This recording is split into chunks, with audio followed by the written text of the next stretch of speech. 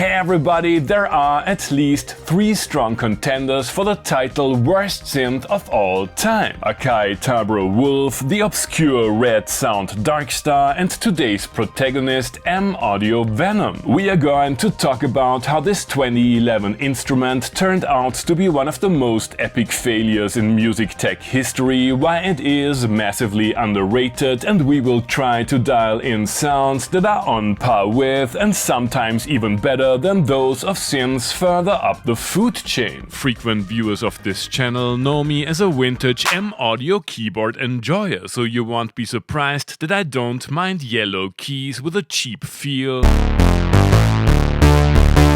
dubious knobs, and sticky pitch and mod wheels. However, the enclosure, reminiscent of an astrolab without the smart home UI, houses a sample-based VA-style digital synth with 12 voices of polyphony,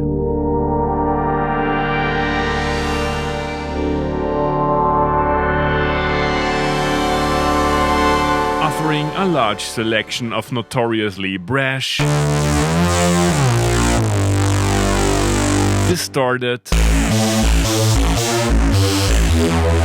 and over-effected synth presets, basic drum tones you can trigger from an accompaniment section worthy of a Yamaha DJ-X,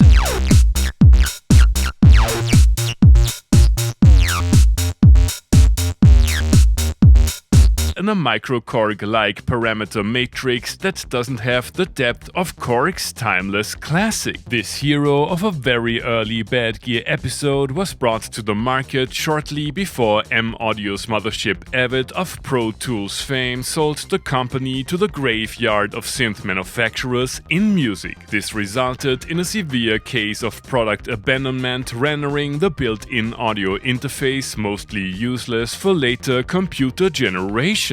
Although you can access a handful of synth parameters from the front panel, designing patches from scratch requires the YSEX software that can't be run on contemporary Macs. I'm using the free Edison editor, which works great most of the time with a few limitations we will talk about in a bit. The 3 oscillators come with a large selection of traditional waveforms inspired by classic analog synths. There are modern digital spectra, Alesis Fusion FM tones frozen in time, noise, and the aforementioned drums, which can be loaded individually or as a kit. You can work around the rigidity of the sample playback by modulating the start point, there is a parameter for that, or by introducing slight detuning with oscillator drift. However, things get a lot more interesting as soon as you discover the easy-to-use 2OP FM functionality,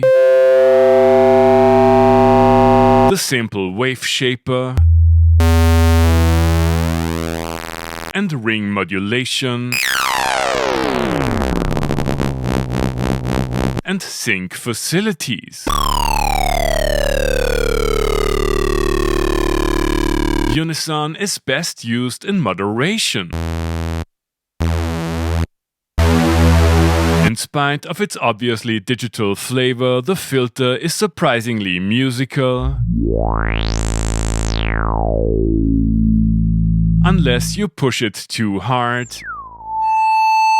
It comes in 12 and 24 dB variations of low, band and high passes, and pre-filter boost is the key to thick tones. There are AHDSR envelopes for amplitude, filter and pitch, 3 freely routable, versatile and syncable LFOs, and a simpler one dedicated to tremolo.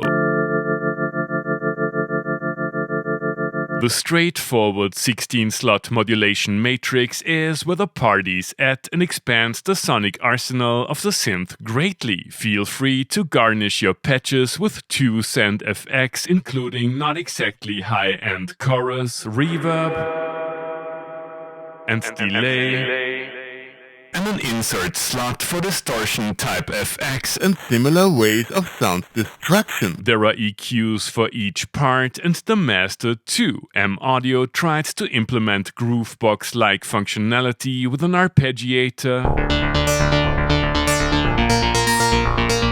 sequencer hybrid, which allows for comparably long patterns, complex musical motifs, MIDI file import. It is far from well documented, but lets you assemble arrangement like loops based on Venom's 4-part multitimbrality. Setting up multis for performances, layers and splits requires you to, you guessed it, take another deep dive into the editor. While single patch programming in Edison is intuitive and convenient, I failed to create multis for jams with external MIDI sources. Unironically, feel free to leave a lengthy comment down below educating me on what I did wrong. Although Venoms are sometimes popping up for somewhat ridiculous prices on the used market, I found this white monster for a price in the double digits. It goes without saying that the prototype stage design looked much cooler. Venom is a powerful instrument, and it is safe to assume that the synth's bad reputation is mostly based on short-sighted marketing, a questionable choice of presets, corporate infighting, and the dawn of the 2010s analog revival. I wanna know if we can dial in a few more traditionally pleasant patches.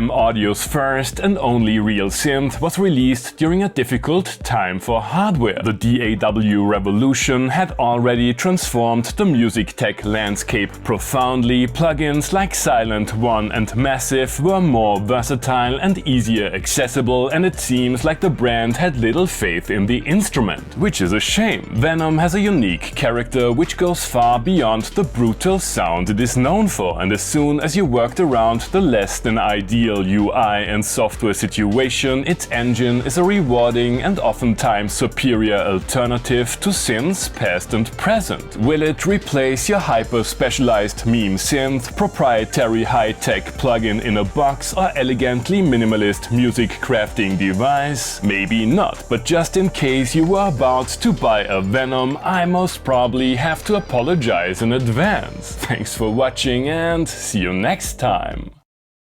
Hey guys, I hope you enjoyed the episode. Feel free to like, subscribe, become a patron, and use one of the links down below to support the channel regardless of what your gas commands you to buy.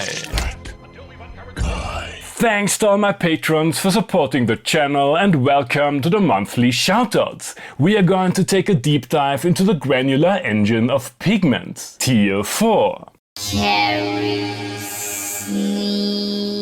Different creatures. Voodoo people. Evelyn Solheim. Melody. Kelvin Steves. G.A.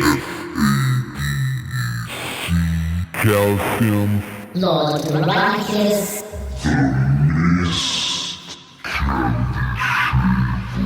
Blaster. DJ Band Diagram. Coriolis. Ryan Gregory.